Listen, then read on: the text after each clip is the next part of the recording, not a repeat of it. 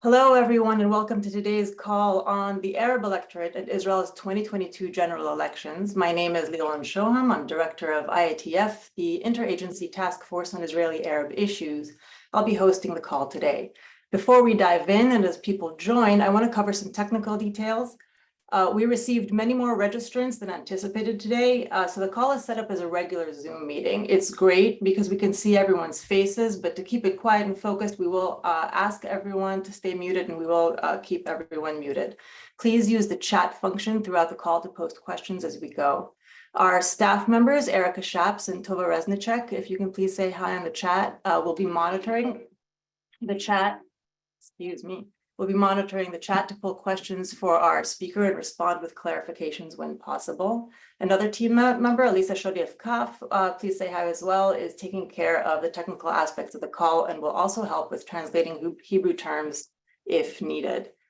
Now, welcome everyone, and let's dive in. In June 2021, RAM, the Islamic Movement political party headed by Mansour Abbas, broke new ground by becoming the first Arab party to join a governing coalition in Israel. A little more than 1 year later, Israel is in yet another election cycle, the fifth in less than 4 years. Arab voters and parties are again in the spotlight as Israel faces continuous political deadlock. But despite having a seat at the table over the years, current polls predict Arab voter turnout will be at an all-time low. Today, to help us understand processes at play, we are speaking with Dr. Ameer Fakhoury, political sociologist and researcher on shared society, nationalism and partnership-based peace.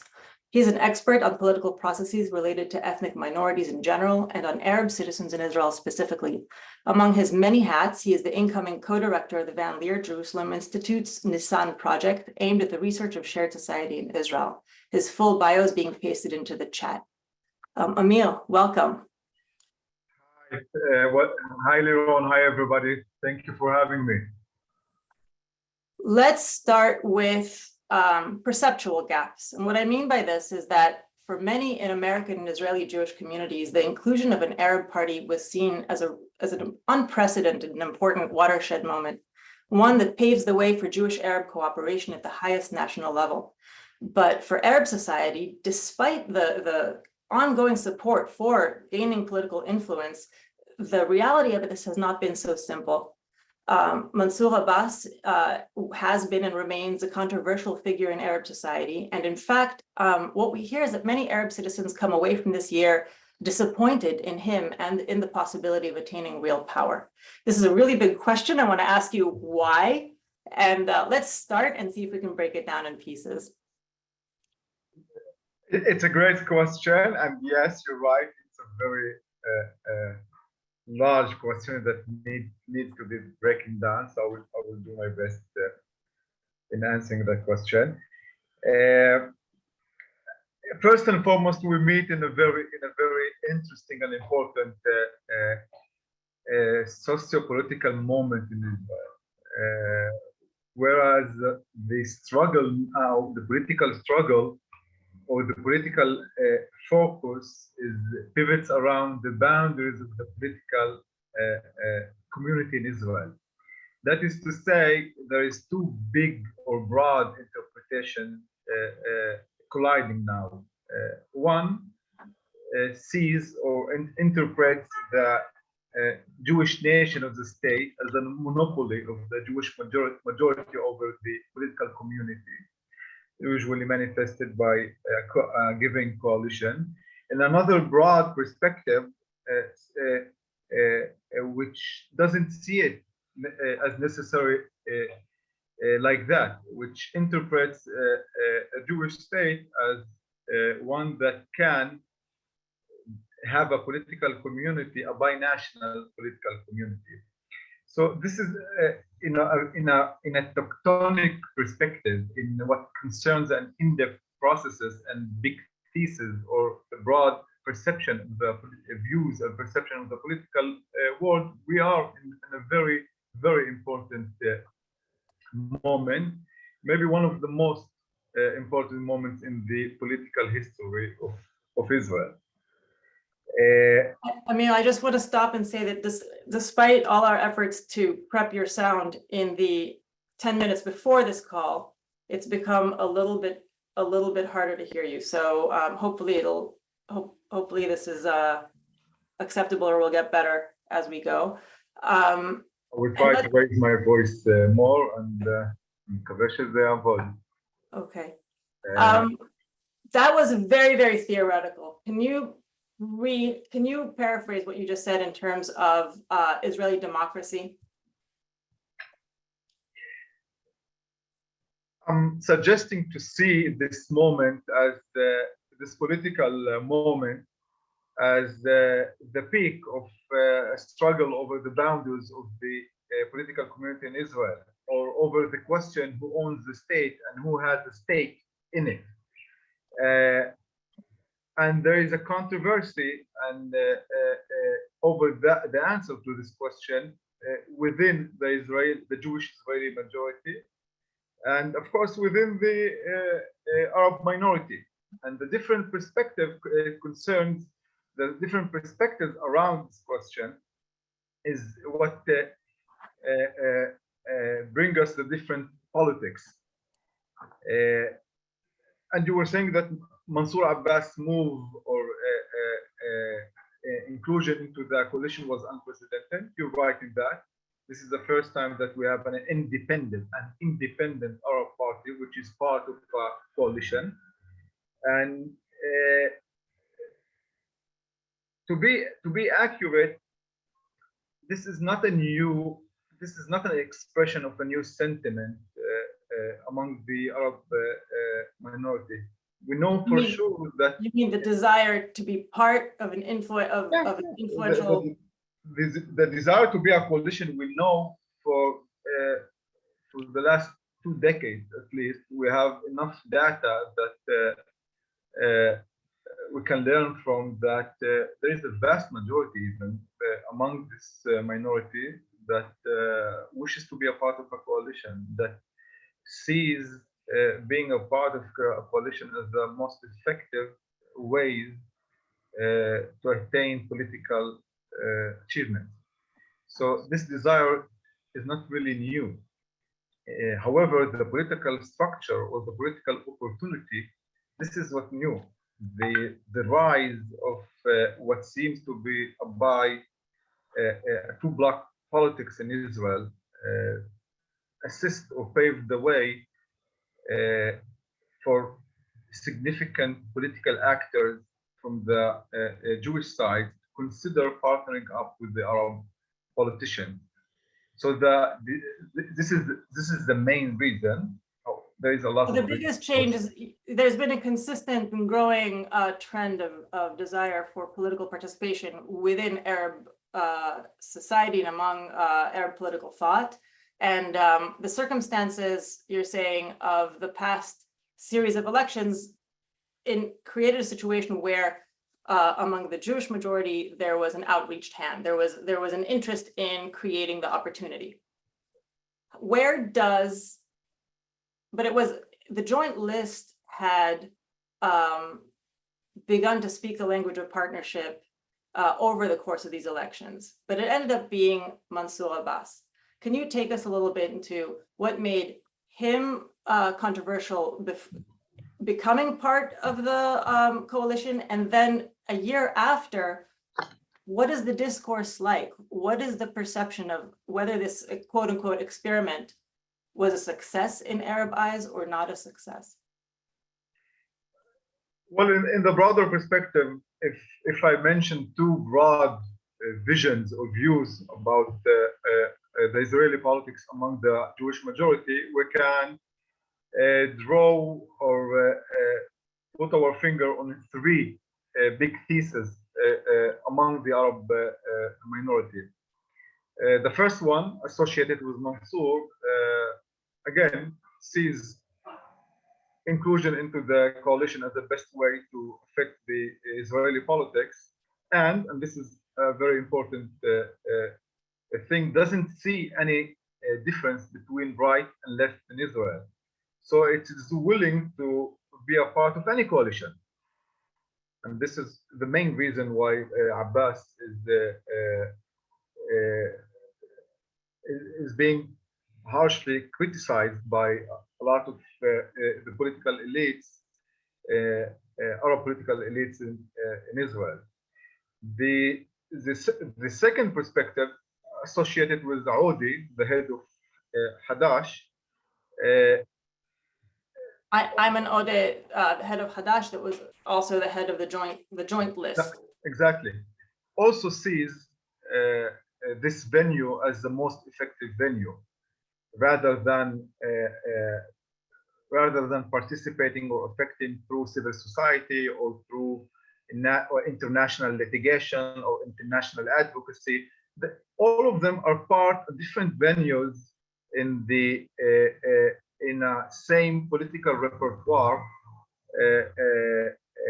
accessible for this minority. So they alternate between different venues in order to achieve maximum they participate in different venues in order to achieve maximum influence.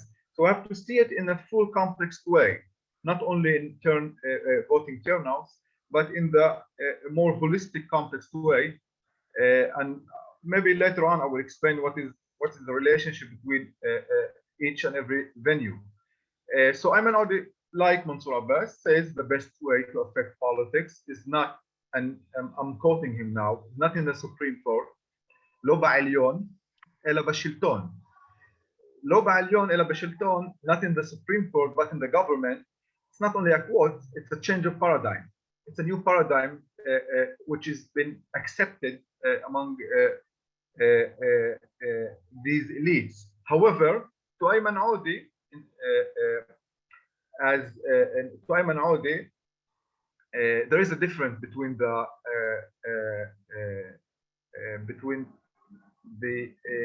Jewish, between the Zionist parties in Israel. It doesn't see like Mansour Abbas. It doesn't believe that there is no change. According to Mansour Abbas, be more accurate, there is a difference, but there is not a difference which makes a difference. So I'm open up to play with all the players. Ayman Odeh says no.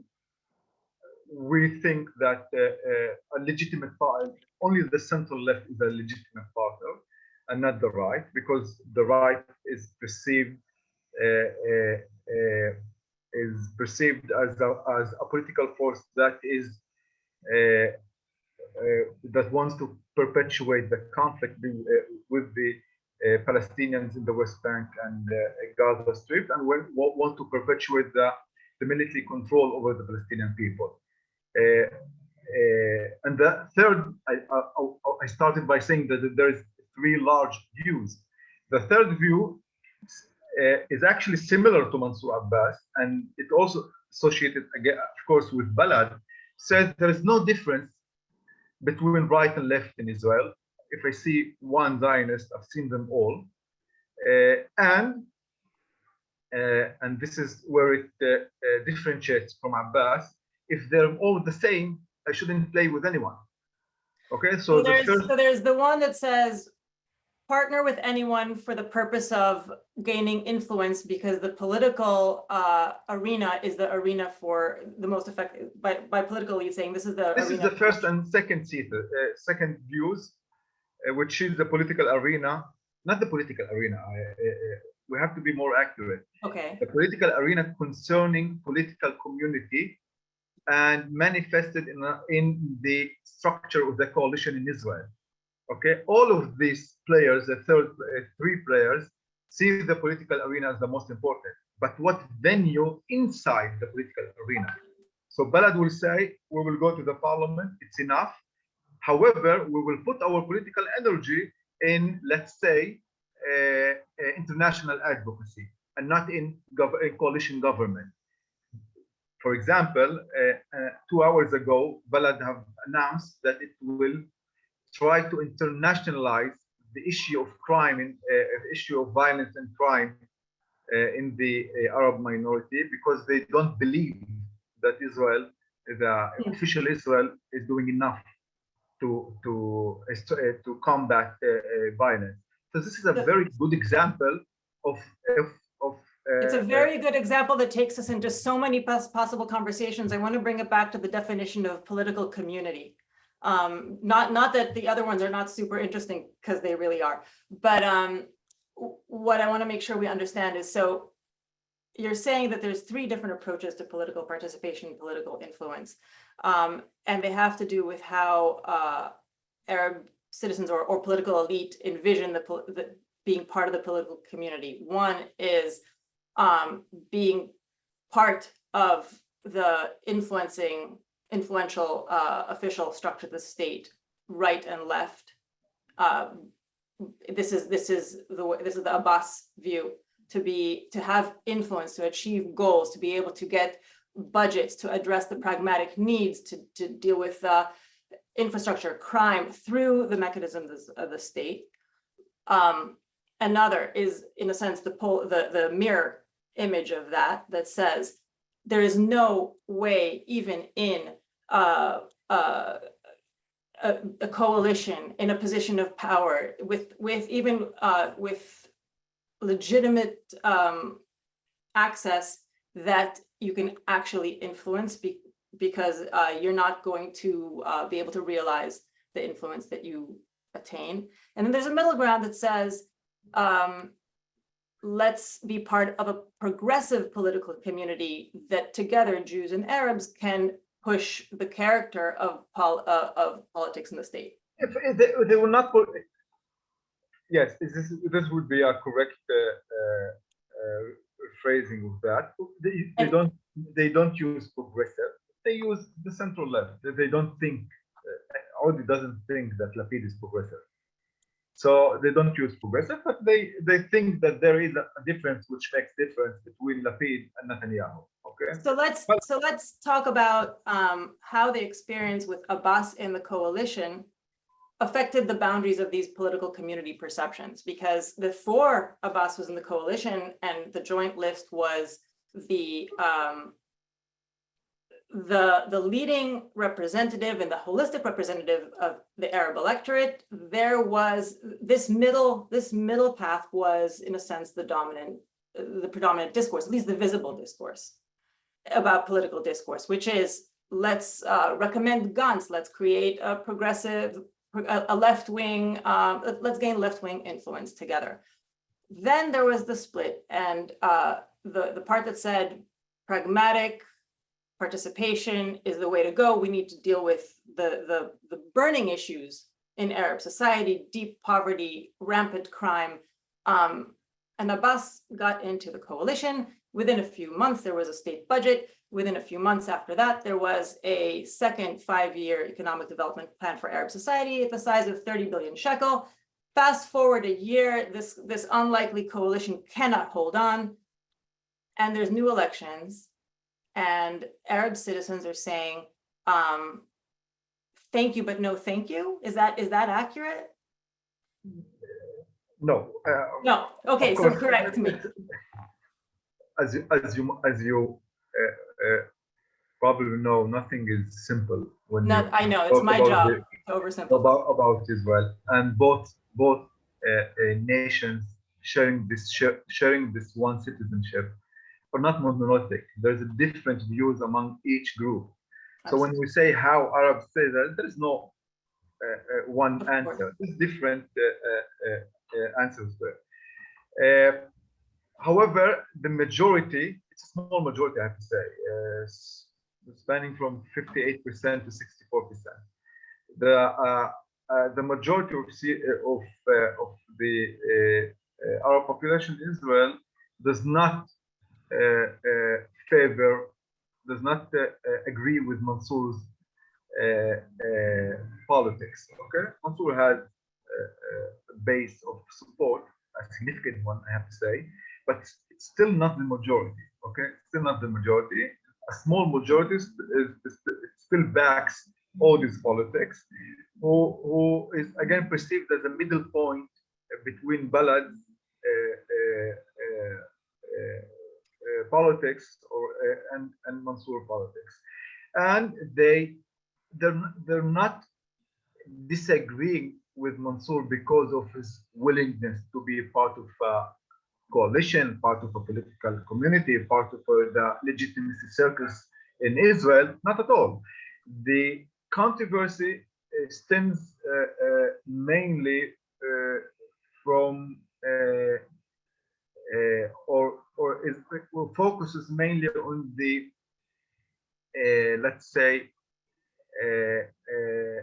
نقطة الزون, the balance point of Mansour Abbas between the national aspects or the national concerns and the more daily pressing materialistic concerns. Okay. Can you give us examples of how this affected?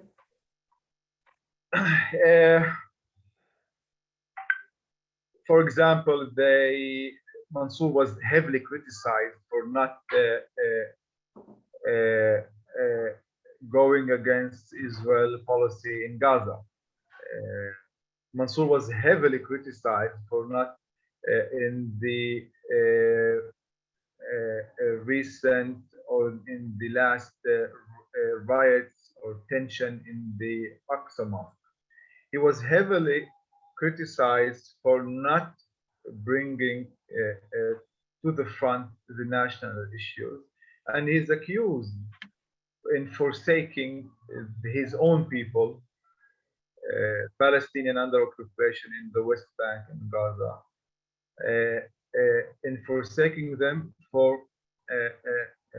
advancing other issues. However, Mansour himself says, you know, this is what I can do. This is, again, all of these theses are very pragmatic. The three of them are very pragmatic. The difference is in what concerns theory of change, what do you perceive your political agency in the field, and what do you think you can do. And Mansour said, this is what I can do. Now we have a more pressing needs. He said that when there is a blood in the in the streets of the Arab cities or villages, this should postpone national aspiration or postpone national issue. He's very clear about that. All of these politicians are very obvious about their very obvious and very clear about their interpretation of the world. So he said, you know what? I'm still part and parcel of the Palestinian people. I'm not denying this identity. However, this is my understanding to the balance power, to the greater politics. I don't think he actually said that. I don't think I can influence Israel external policy, Israel foreign policy, Israel policy concerning the occupied territories, and I work in this opportunity and constraint structure. So it's a matter of interpretation. There's no deep identity difference between Mansour and Ayman. It's a method. It's a method. It's a theory of change. It's different politics. It's not like the Druze politics, who is backed by a whole different narration, whole different identity, whole different perception of history. It's not like this. It's a different. It's a more pragmatic difference in what concerns theory of change. So I want to ask you a somewhat technical question about voting, because Mansour Abbas broke this ground in the last coalition with quite low voting rates, something like 44%, I believe, in Arab society, 46% in Arab society last time. 46%. 5 or 4. And with that, he was able to get break the threshold and get 4 seats. Is there, can you speak a little bit about the difference between the agenda and the influence of the political leadership being able to break this ground, push things forward, and is there a gap between them and the electorate growing, and how important is that? This is a surprise question. I apologize. No, it's okay. Arabs, again, we have a majority, a steady majority of an average of almost 72% in the last decade who opt for being a part of a coalition. So the question should be, what kind of coalition, who is the legitimate partner, and what is the balance between the what you are giving and what you are taking. This is the main controversy among the Arab population. And another important issue to bear in mind that they don't appreciate plurality in this aspect, and they favor much they favor like to a great extent unity, because they don't think that their elites, their politicians can achieve their political goals if they go in separate parties, because they don't think there is enough. They don't think there is enough difference between the parties. Okay, they perceive them as politics of identity coming from a political minority that have the same political trajectory, the same experience of living. So they don't think that the difference justifies going in separate parties. So they appreciate unity, and they hate to a large extent this unity, and this unity frustrates them, and you can see it in the voting turnouts. And another important factor, equally important, I have to say, and we have enough data to back it. We have by now solid data to understand that like almost any ethnic minority that we know about, they go out to vote when they perceive that their voting will influence what we call perception of collective efficacy. Okay, what perception of efficacy, is that what you said? Collective efficacy? Efficacy. Collective efficacy. This is what usually social psychologists will address as collective efficacy. So if I it's a good to be reminded now of the voting turnouts in the 90s. We had a percentage of 72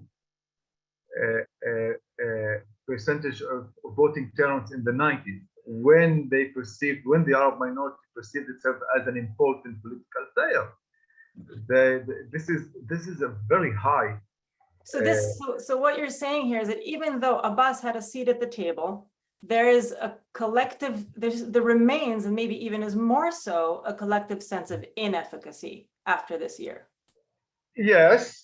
Plus you're adding to this, I know everything is complicated, I'm not going to oversimplify, you're also adding the fact that because the joint list was a unified representative trying to achieve this efficacy, there's also a sense that divided, not only is there this one out of three potential ways of being in the government, which represents only a part of the electorate, it's so divisions between what is the best way to achieve political efficacy. And I want to add to this that there's other processes at play, which yes, there is an allocation of 30 billion shekel for socioeconomic development gaps, but that this money has not yet reached the Arab voter. There's a lot, and unlike the previous plans, which were more behind the scenes, there's a lot of talk about this money that is coming and that is coming, that is coming. Yes, can you say a few words about that? You're right in that this is a significant achievement. I know that saying that it's a political saying, because if you say it's a significant achievement, that it usually means that you're supporting Abbas. But to be objectively saying, it is a very significant achievement. However, we didn't have enough time to see it materializing on the ground. Okay. And I have to say that a lot of the emotions of the Arab minority here comes from lack of experience in the political arena. Okay, there are very new players in this area, so they don't always understand the very complex bureaucratic mechanisms in Israel, which is very complex. And mainly Israeli politics is complicated? the bureaucratic system. The democratic system, okay. From the bureaucratic system, which molds the way from signing a budget until you can see it actually in the budget. Okay, so this political immaturity is a lot of the times you can see it. Okay, you can see it because again there are very new players in this arena. So what you're saying is that the expectation a lot of the time, it's one reason. I'm not saying this is the main reason, but as an observer of this discourses, I can say that expectations a lot of the time are more romantic than realistic, or stems from a natural political immaturity. So what I'm hearing is that there's a certain momentum that was built over a long time to break through the ceiling that was broken. And I think once you break through, it's a new reality. It requires different tools, requires different perceptions and experience. I want to ask one more question and shift the focus to Jewish-Arab relations for a minute before we open it up for audience Q&A. So far, I've been trying to ask you and dig into what the situation was perceived like within Arab society, but I want to ask about how the coalition affected forces outside the political system, outside the coalition, not the political system. Just as we saw excitement in many circles about the potential of having an Arab party in the coalition and the reverberations, we also saw backlash. We saw strengthening of right-wing Jewish voices like Ben Gvir, and a strengthening of the growing popularity of figures like Sami Abu Shahada in Balad, who was arguing against political participation coalition of any kind. Can you speak about the influence of these backlash voices? This is a very important question. Of course, huge moments like that always has a backlash, always has a reaction, because this is a struggle. It's not a linear process. Okay, this is a struggle with back and forth. And for example, we can see that the campaigns in almost orchestrated way, all of the campaigns of the right wing are now attacking the Arab population, saying which is called Mas Abbas tax. Okay, Mas Abbas, which is saying giving to Arabs. And this is the blunt campaign of Ben Gvir. Giving to Arab means one thing: taking from Jews. Okay, he wants to promote this equation, this political equation, that giving to Arab citizens means taking from Jewish citizens. Zero sum. In a zero-sum game. So for the first time, we see that the struggle of the right wing is going inside the green line and inside the Israeli citizenship, not outside. Okay, they're now saying that there is a great, fantastic Facebook post written by Smotrich, one of the leaders of the what the party called religious Zionism. I guess you're familiar with Smotrich. And Smotrich wrote in what I concern a historical post, that he wrote to his audience, you have to understand, we're not a majority in Israel. He was referring to the right wing. We are a majority among the Israeli Jews. If Arabs become legitimate in Israel, we will lose majority for for the foreseeable future. So for the right wing, this is not the right wing. I have to be more accurate.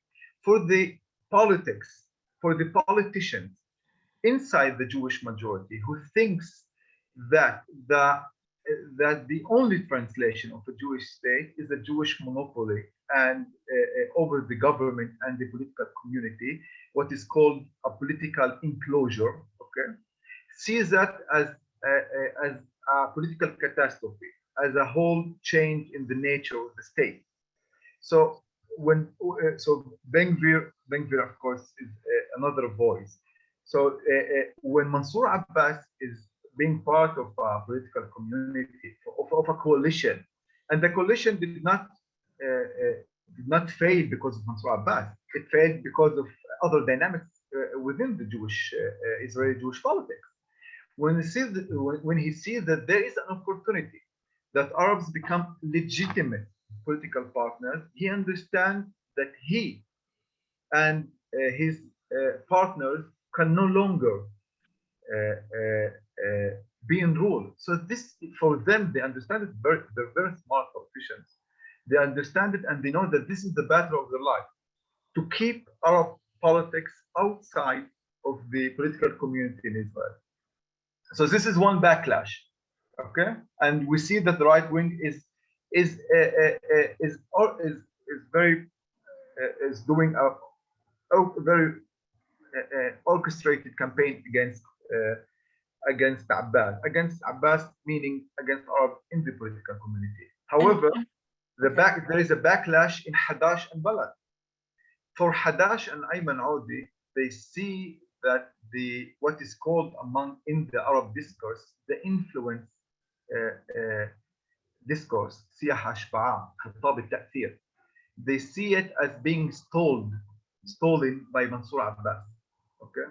So Hadash and Balad that were strong in the joint list, and they see that Abbas going ahead and getting into the coalition, he stole the discourse of political efficacy. And not of political efficacy, of what is called the influence. The influence. Discourse. It was the well, the campaign slogan of the joint list: more power, more influence. Okay, יותר כוח, יותר השפעה. This was the slogan of the joint list, and they now feel that they can't say that because Abbas stole this slogan, and now he's being exercising or practicing this slogan. So Balad is now in tension, or in a very tense dialogue with Hadash, demanding Hadash to withdraw from this discourse. Saying, so I just want to step back a second. I'm sure there are people here who know this, but Balad, Hadash, Tal are all factions of what the alliance which made up the joint list, which included Ram before Abbas split. And now, ahead of these elections, it is still not clear whether Balad, Tal, and Hadash will be able to come together as a joint list again, which I think, Ameer, as you said, unity is is seen very positively in the Arab electorate. The more infighting, the more disillusioned, in a sense, the voters are. And even close to the date where they have to submit their lists to the elections committee, there is no clarity whether they'll be able to surmount their differences, which there have always been deep ideological differences, but they're really, really coming to the surface. And I think that I'm going to add to this, because of the backlash, Balad has become more powerful in the joint list constellation. Balad is the one that says no political participation in a coalition with anybody. And they're demanding Hadash to sign on it, to come to the front and say, we're not recommending Lapid, we're not recommending Gantz. There is no legitimate player in the field, and this politics of influence, we have to stop it. Okay, let's stop it. We are 40 minutes into this conversation, and we have opened up a lot of buckets that have for example, what does this mean about the orientation to the larger conflict? Might be my next question, but I want to open it up to Q&A from the audience members. We already had one question, also fits very nicely here, that there's long been talk about formation of an Arab-Jewish joint party. How does this fit into the discourse, into the political processes, and into the theories of political efficacy and influence. Over to you, Ameer. Jewish Arab Joint Political Party. Thank you. If I was a Hadash supporter, I would say Hadash is already a Jewish Arab party. However, I don't think that anyone can deny that Hadash, unfortunately, of course, that Hadash historical mission to become a Jewish and Arab party failed. Okay, it failed because mainly because Hadash did not accept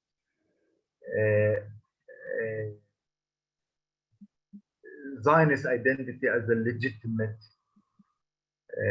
national identity of Jews. It accepted Jewish identity as a national identity, but not Zionist one. Okay, and for most of the Jews, as of you know, of course, for 96% of the Israeli Jews, the Zionist identity is still the primary identity, and there is no really post-Zionist identity, a national post-Zionist identity in Israel. So this is one of the reasons that we don't have in Israel today a party, an active party at least, that is based upon a Jewish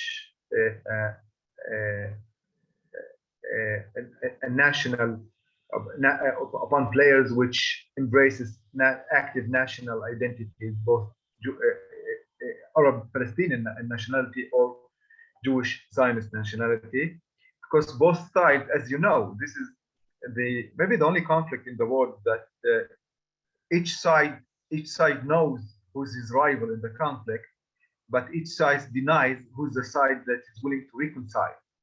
So when you ask the average Palestinian who's your rival, he will say Jewish Zionism. When you ask him who's your partner to a potential reconciliation, he will say, will not mention the Jewish Zionist. When you ask an average Jewish Zionist in Israel, who's your rival, he will say Palestinians. But when you ask him to reconcile, he finds it very difficult to, in his transformative political imagination, to imagine a reconciliation with the Palestinians. So they know who's their enemies or rivals, but they don't know who is the part. They deny that this rival should become the part that they will reconcile with, if circumstances will enable that.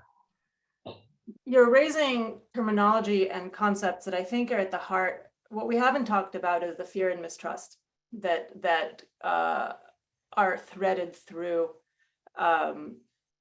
anything related to Jewish-Arab cooperation in Israel, and what is often stoked whenever such cooperation comes near to fruition. You're using terms like the Zionist identity, the Zionist parties, and I don't know, for Americans, these are often terms that are not heard. There's not, they don't have the same connotations. There's like, I don't think that in Arab discourse, it's very common to speak about not the Jewish parties, but the Zionist parties, Zionism.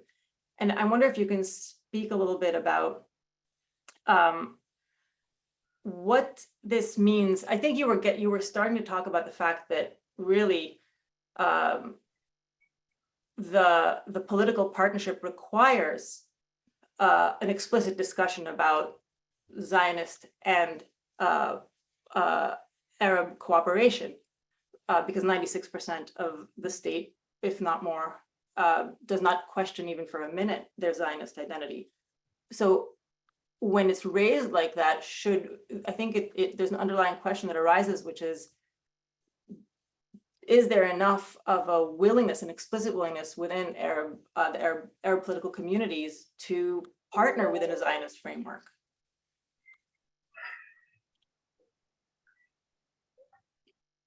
The short answer would be yes, because from the 5 different Palestinian groups, East Jerusalem, West Bank, Gaza Strip, refugees, and Palestinians, inside the Israeli citizenship. It is well known that the most pragmatic group is the Arab Palestinians within the Israeli citizens, because their political trajectory it's almost inevitable that they will become like that, because they live with Israeli Jews, they share the same citizenship and experience of life, so they understand that their willingness in this aspect, they're very mature and very. This is why I think they have a historical and a significant historical and moral role in this very intractable conflict, because they already they're well located in additional aspects and in political aspects, well located between the two groups, and they can easily mediate, or not easily, they can potentially mediate the large gap between these two mobilized national groups. I think that's many people's hopes. That's many people's hopes for Arab citizens to have a role of mediate. I really think that one of the most significant leverage for peace and reconciliation here is the 20% Arab Palestinians living in Israel, because of their unique political trajectory. Okay, unfortunately, they are still are not able to fulfill this potential, not even close to fulfill the potential. They do want, but the way to there is still very elusive to them. So we need a lot of work in this. We need a lot of work in this area. But if you read Ayman Audi's writing, you write a lot, and Mansour Abbas writing, they're all very astute politicians, intellectual politicians. They write a lot. If you read them, they understand their historical and moral role. But again, the gap between understanding that and internalizing that and finding the right repertoire, right political toolkit, there is a gap. There is a gap there, and all of us should hope that they will bridge this gap for the benefit of all of us. So I wanted to invite people, if you prefer not to write your question in chat, but to raise a hand, go ahead and do so, and we can take you off mute so you can ask a question. In the meantime, I also just want to say, bring it really down to earth and ask you, what do you think? What do you think about this last year in this experiment? Did it move political processes in a positive direction? لرونا شيء إلي؟ Yeah. Your opinion. Yes, I'm asking you. Despite the fact that you're correct in saying there is a backlash, now the right wing is more invested in sealing in the walls surrounding the political community, in more inciting against Arab.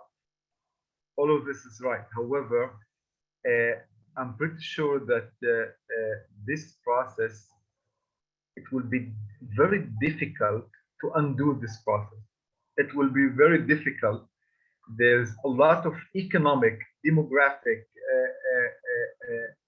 cultural and political powers pushing this minority inside the political community.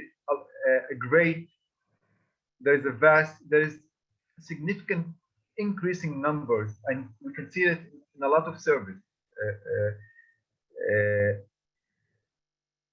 among the Jewish majority that are more willing to be open to this idea, are more willing to interpret this the citizenship of the Arabs as a meaningful citizenship, as giving them the right to have a stake in the country. So I really don't know how, no, I will not say that, I will rephrase myself. This process has a great chance to succeed, and the right wing, if of course, if, and of course you can see it, let's say, let's take Lapid, for example. The same Lapid that said in 2015, there is no way that I will partner up with Arab parties. It's the same Lapid that said in 2 weeks for Rina Matliyah in an interview in one of Israel news channels, that why not? They're citizens. Why not partner up with legitimate citizens? So the arena is very dynamic.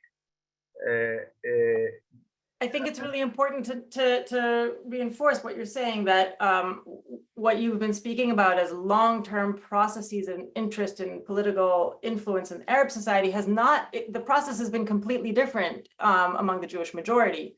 There's not been a need to contend so much with the question of Jewish-Arab political cooperation until recently. And I think that for many Arab citizens, there's been a question of, is there a partner on the Jewish majority side?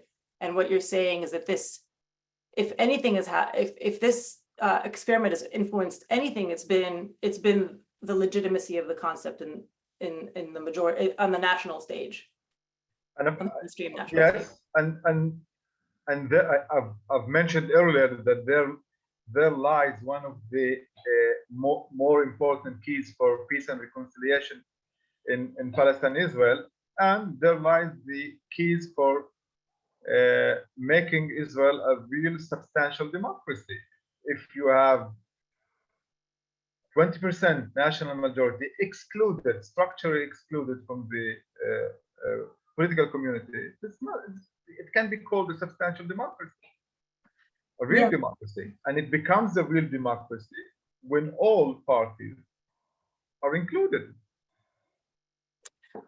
We have 8 minutes and 2 questions in the chat, so I'm going to pivot to them. One, I'm going to give you both, and we'll break it down if needed. One, a question about Ahmed Tibi, who the head of Tal, and he's a long-term policy. He's been in the Knesset for a very long time, and he's known as 24 years. And he's well known as an effective politician. What is his role in this dynamic moment? That's one question. And another question, I need to interpret it while I read it, is how does the relationship between Israeli political institutions and Arab citizens affect the expectation of low voter turnout among Arab voters? I'm not sure I fully understand this question. If the person that wrote it wants to clarify, or if it came anonymously, and clarify to the person that you wrote it. Do you think low voter turnout is more attributed to voter fatigue and seeing minimal progress, or an unwillingness to lend legitimacy to the Israeli government? Oh, now I understand it. It's unwillingness to lend legitimacy to the Israeli government and fear of political participation or discrimination. So 2 questions, and then that'll take us to the end of this conversation. The first question is about Tibi, right? About Tibi. And I'll repeat the second if we need. Coming back to the 3 broad views, conflicting views among the Arab minority, I think that Tibi will agree if we locate him with Hadash paradigm.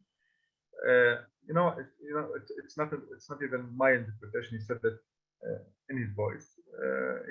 He wants to influence. He doesn't think that there's no difference between right and left in Israel, but he's like Hadash. He's Nilit Naim Bangli. Uma? Naim. Naim, he's pleasant? His? Naim. Betaf Nun Alef Yud Mem. Naim. Naim, conditions? His condition varies from the conditions of Mansour Abbas. So, to a great extent,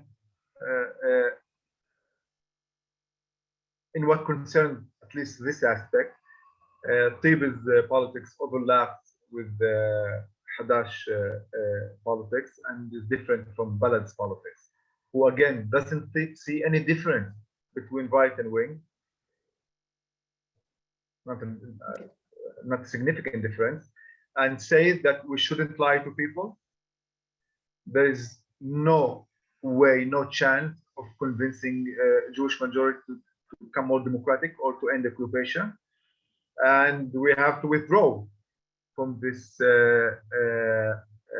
slogan, this new paradigm, more power, more influence, and invest our political power in different places, like civil society, building a more robust civil society, or and I gave this example earlier, or going to the United Nations, what is called internationalizing the relationship with the state, or going for international advocacy. Okay, so this is what concerns Tibi. And what concerns I will go for now for the next question. It's definitely mix of fatigue and the sense of unfruitfulness. Okay. Unfruitfulness. Okay, and not unwillingness to extend legitimacy to the state. All of Balad, Hadash, and Mansour Abbas and Islam, they are deep inside the Israeli citizenship. They accept this is the most robust and strong conviction among Arab in Israel, that we pursue political aims in the Israeli politics. Okay, in the Israeli politics. So, what kind of venue in the Israeli politics? Is it we should put our force or political power in the municipalities, in the civil societies, in the international advocacy, in the national election? There's different theses and views about that, but they're all should be seen as an expression of the most strong conviction that they pursue political aims within the structure of opportunity structure of the Israeli politics, Israeli citizenship. I want to share, because we only have 2 minutes, that in our prep call, we started off we talked about Israeli democracy. And you basically started off our conversation saying Israeli democracy is strong. And I'm curious if you can expand a little, give us a last word about what you feel this process indicates about Israel's capacity to be a democracy that sustains an active Arab political community or Jewish Arab political community within its boundaries. I'm not sure that I said that. I gave this compliment to Israeli democracy. Then forgive me. I said that. Okay. In what concerns procedures, okay, yeah. Democracy has different phases. In what concerns procedures, all of the players struggle, but they understand. They still accept the democratic. For now, nothing is permanent. Nothing is we can't be sure that it's permanent. But for now, all of the political players within the Israeli citizenship accept the democratic rule, democratic decisions. Okay. And for a highly divided society, it shouldn't be taken as a given or taken as an obvious. So Israeli democracy, the Israeli formal democracy, procedural democracy, in order to become a real, mature, robust, and substantial democracy has to do two large moves. One is to end its control over more than 5 million Palestinians in the between the river and the sea, because no democracy can portray itself as democracy if it rules 5 million people without giving them the right to vote, to decide their own fate. And it has to open the political community for Arabs in Israel. And this too, so it has to close one مرحب politi, one political area to withdraw from the West Bank, and it has to open within the Israeli citizenry, it has to open another political space for Arabs. And these two political spaces, closing the one, which is perceived as external to Israel, not really external, but perceived as being external, and these two spaces are related, because to end occupation and close this external political space, you have to get the Arabs into the internal space to make them legitimate, because they will naturally be part of the peace camp. And the right will understand that opening one political space within Israeli citizenship can mean closing the other political space and they're, as you know, not willing to withdraw or to end the occupation. So when you see the three areas, the Jewish political community, the Arab politics, the Palestinians outside the Israeli citizenship but under Israeli control, when they see this triangle, the picture becomes more complex but more clear.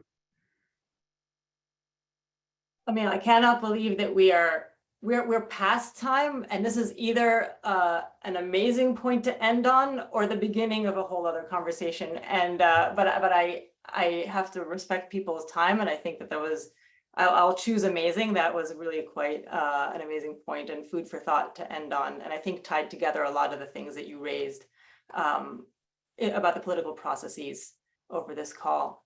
I really appreciate your insights. Thank you everyone for sticking with us for the whole hour plus. And we're going to be watching closely as November elections come along. We hope to hear from you again. Thank you for having me, and I hope that I contributed to the effort of understanding this very much complex politics in Israel. Thank you so much. Thank you everyone for staying with us. We'll have additional calls as elections draw nearer right after.